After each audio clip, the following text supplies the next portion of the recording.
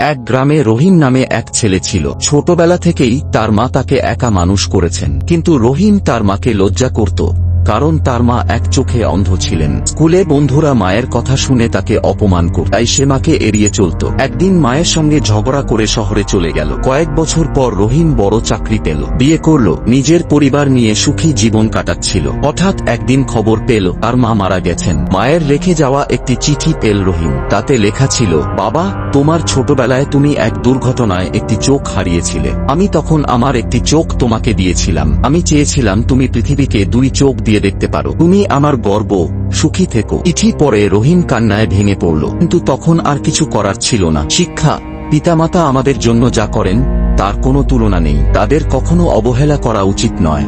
আমাদের ভিডিওগুলো যদি আপনাদের ভালো লাগে তবে অবশ্যই লাইক এবং সাবস্ক্রাইব করে পাশেই থাকবেন যেন পরবর্তী ভিডিও মিস না হয়। ধন্যবাদ সবাইকে।